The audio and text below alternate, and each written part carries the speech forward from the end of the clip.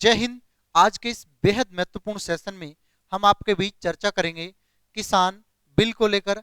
किसान बिल से संबंधित हम आज के इस सेशन में जो चर्चा करेंगे उसमें सबसे पहला स्टेटमेंट है।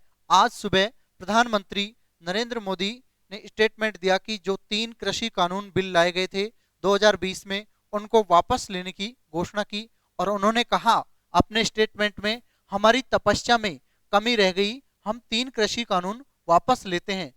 प्रधानमंत्री नरेंद्र मोदी सुबह आज राष्ट्र को संबोधन करते वक्त उन्होंने कहा कि हमारी तपस्या में कमी रह गई, हम 3 कृषि कानून वापस लेते हैं। अब हम कृषि कानूनों से संबंधित इस वीडियो में विश्लेषण करेंगे। उससे पहले आपसे, अगर आप इस चैनल पर नए हैं तो चैनल को सब्सक्राइब कीजिए और बेल आइकन ऑन कीजिए। चलिए देखते हैं कृषि कानून से संबंधित बड़े फैक्ट। उससे पहले प्रकाश पर्व पर मोदी सरकार की ये एक बड़ी सौगात है। प्रकाश पर्व के 500 गुरु नानक जी की 551वें प्रकाश पर्व की सभी को हार्दिक शुभकामनाएं, आप सभी दर्शक को। चलिए आगे हम बात करें किसानों की। लंबे समय से कृषि कानून को लेकर वापस लेने को मांगे चल रही थी और इस मांग को लेकर करीब 15 महीने से किसान दिल्ली बॉर्डर पर बैठे हुए थे। 15 महीने से किसानों की एक मांग थी कि सरकार इस किसान बिल को वापस ले। सरकार से बार बार किसान धरना प्रदर्शन, गांधीवादी तरीके से भी किसानों ने मांग की, यानी उपवास कर कर, अनशन पर बैठकर इन अनेक तरीके अपनाए किसानों ने। भारत बंद का भी अनुसरण किया किसानों ने। फिर भी सरकार ने कहा, आश्वासन दिया कि जल्दी आपकी मांगे मान ली जाएंगी। और आखिरकार आज प्रधानमंत्री नरेंद्र मोदी ने कहा कि हम किसानों की ये 3 जो बड़े कृषि कानून बिल हैं उनको वापस लेते हैं। ठीक है, तो आगे हम देखते हैं। देखिए, यह है किसान नेता राकेश टिकैत, जिन्होंने इस किसान आंदोलन को आगे बढ़ाया। ठीक है, देखिए आगे हम बात करें उपवास और अन्नदाता, यानी गांधीवादी तरीके से किसानों ने उपवास किया और अपनी मांगे उस कड़ाके की ठंड में, वो बरसात में, वहां अपने नियत तय स्थान पर सरकार के नियमों के अनुसार आंदोलन किया। ठीक है, न कोई उग्र आंदोलन, पर बीच में कुछ आंदोलन समय के लिए उग्र हुआ और ऐसी स्थिति में सरकार ने उन पर पाबंदियां भी लगाई कि ऐसा नहीं करना चाहिए था। पूरे देश में इनकी थोड़ी सी निंदा हुई। ऐसा आंदोलन में स्थिति उग्र नहीं करनी चाहिए थी। ये किसान आंदोलन के जो राष्ट्रीय नेता हैं, उनका कोई निर्देश नहीं था कि आंदोलन उग्र हो। वो हमेशा ये चाहते थे कि आंदोलन गांधीवादी तरीके से हो। सरकार मांगे मानेगी, अवश्य निश्चित सरकार ने मांगे मान ली। आगे हम बात करें, किसानों ने आंदोलन में 8 दिसंबर को भारत बंद का ऐलान किया। फिर उसके बाद बात करें, देखिए प्रधानमंत्री नरेंद्र मोदी ने राष्ट्र को संबोधित करते हुए तीनों जो विवादित कृषि कानून हैं उनको वापस लेने का ऐलान कर दिया। और पीएम मोदी ने कहा कि हम किसानों को समझा नहीं पाए, हमारी नीयत और नीति दोनों साफ थी, पवित्र थी, लेकिन हम शायद ही समझा नहीं पाए, हमारी कृषि हमारी तपस्या में कमी रह गई। उन्होंने ये भी कहा कि उनकी सरकार ने कृषि और किसानों की भलाई के लिए तमाम बड़े फैसले लिए। जो भी बड़े फैसले लिए किसानों को लेकर, चाहे किसान निधि योजना हो, ये प्रधानमंत्री नरेंद्र मोदी की बहुत बड़ी योजना है। ठीक है, आगे हम चर्चा करें। प्रधानमंत्री नरेंद्र मोदी ने आज राष्ट्र के नाम संबोधित में तीनों कृषि कानूनों को वापस लेने की घोषणा कर दी। आखिरी अंतिम वक्त समाप्त। उन्होंने कहा कि इसी महीने होने वाले संसद के इसी महीने संसद का शीतकालीन सत्र होगा, उसके अंतर्गत ये तीनों कानून वापस ले लिए जाएंगे। अब जो भी किसान जो आंदोलन के रूप में दिल्ली बॉर्डर पर बैठे हुए हैं, वो वापस अपने घर लौट जाएं, अपने खेती बाड़ी का जो भी काम है वो संभालिए।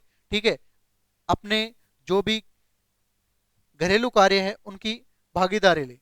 अब किसान बिल में कौन कौन से 3 बिल थे उनको लेकर चर्चा करने जा रहा हूं आपके बीच।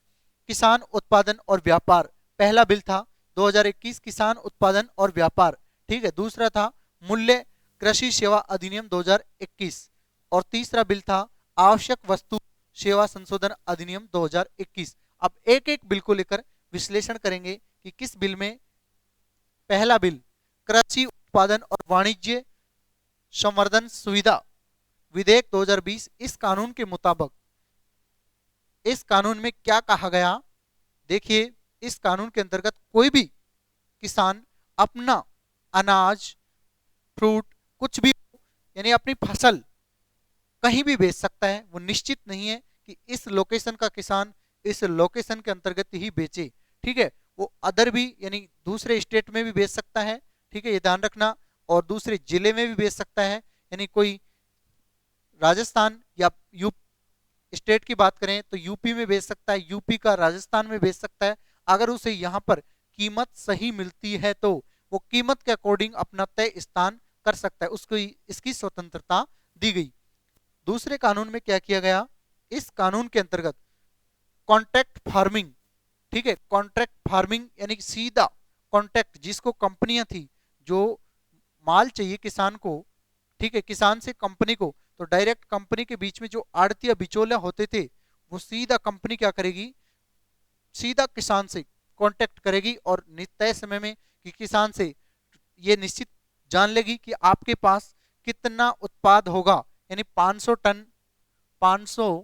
टन आपके पास जो अनाज होगा, मान लीजिए अनाज होगा, उससे सीधा कंपनी खरीद लेगी, सीधा कंपनी खरीद लेगी। पूरे ग्राम पंचायत में मान लीजिए 500 टन अनाज उत्पादन हुआ, उससे वहां पर सीधा कोई बिचौलिया नहीं होगा, ठीक है। कंपनी वहां अपना एजेंट भेजेगी और उसे कंपनी को पूरा माल पहुंच जाएगा, कंपनी अपने प्रोडक्ट में इसको काम में लेगी, ठीक है।